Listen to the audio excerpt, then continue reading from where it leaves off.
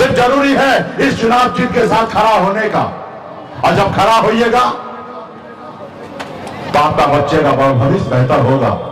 आपका बेटा कलेक्टर बनेगा, एसपी बनेगा, एसडीओ बनेगा। आज बताइए ना, आजादी के 77 साल हो चुका है, आज तक कोई आया आपसे लड़ने के लिए? नहीं आया। और आने वाला 100 साल तक भी आपके बच्चे के हक अधिकार के लिए कोई लड़ने के लिए नहीं आएगा। मैं आपके लिए लड़ने के लिए इसलिए आया हूं क्योंकि मैं आपका भाई, आपका बेटा हूं और इसलिए मैं लड़ाई लड़ रहा हूं। आज अगर मैं ब्राह्मण या भूमियार या यादव जी होता तो मैं आपके लिए नहीं लड़ाई लड़ता। मैं निषाद का बेटा हूं, अपने आप को कहता हूं कि मैं नशा नोट मल्ला हूं, इसलिए आप आपके लिए लड़ाई लड़ रहा हूं साथियों। तो साथियों, अपनी वोट की ताकत को समझिए।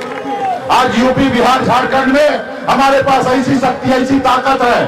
15% वोट है साथियों हमारे पास। जो हमसे दोस्ती करेगा वो 60 लोकसभा सीट जीतेगा और जो हमसे दुश्मनी करेगा वो 60 लोकसभा सीट हारेगा। ये हमारे पास ताकत है साथियों। जैसे हनुमान जी के पास शक्ति था, लेकिन पता नहीं था कि उनके पास शक्ति है। जब हनुमान जी का एहसास दिलाया गया कि हे प्रभु, आपके पास अपरंपार शक्ति है, जब हनुमान जी का एहसास हुआ तो वही हनुमान जी 7 समुद्र पार जाकर रावण को, लंका को जलाने का काम किया साथियों। रावण को लंका को जलाने का काम किया। वही शक्ति, पावर आपके पास है। अगर जिस रोज पूरे बिहार, यूपी, झारखंड में निषाद का बेटा अगर एक साथ हो जाए तो बिहार ही नहीं, दिल्ली को आप कब्जा कर सकते साथियों, दिल्ली को कब्जा कर सकते साथियों।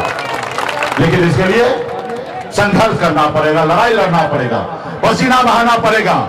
आज इस देश में पैसा से बढ़कर है साथियों पावर, और पावर आपके उंगली में है। सिर्फ जरूरी है कि अपने लिए वोट बटन दबाइएगा तो पावर आपको मिलेगा साथियों। जैसे हमारे यादव भाई ने अपने लिए पावर वोट गिराया, तब लालू प्रसाद जी मुख्यमंत्री बने साथियों। आज बताइए ना, आज वर्षों से हम लोग गरीब हैं, लड़ाई लड़ रहे हैं, संघर्ष कर रहे हैं, हमको आरक्षण नहीं मिल रहा। लेकिन वही मोदी जी का आरएसएस का सरकार बना, 2014 में आए, बोले हम अच्छे दिन लाएंगे, एक पिछड़ा का बेटा देश का प्रधानमंत्री बन रहा है। लेकिन आपको क्या मिला? आपको 5 किलो चावल मिल रहा है। वो आपको गुलाम बनाना चाहता है कि ताकि आप हमेशा गुलाम बन के रहे। और नौकरी आपने देखा, ईडब्ल्यूएस 10% आरक्षण, सामान्य वर्ग को आरक्षण दे दिया गया, ब्राह्मण, भूमियार, लाला को दिया गया। जो 8 लाख कमाने वाले को आज भारत सरकार गरीब मानता है, लेकिन निषाद का बेटा अगर 1 लाख रुपया भी नहीं कमाता उसको गरीब मानने के लिए तैयार नहीं है। आज 8,000 रुपया महीना एक निषाद का बेटा नहीं कमा पाता है, साल में 1 लाख रुपया भी नहीं कमाता है, उसको आज भारत सरकार गरीब नहीं मानता है।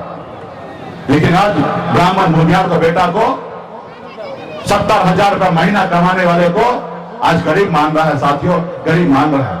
ये कैसे हुआ? ये वो पावर मिला इसलिए हुआ, और ये पावर आपके पास है।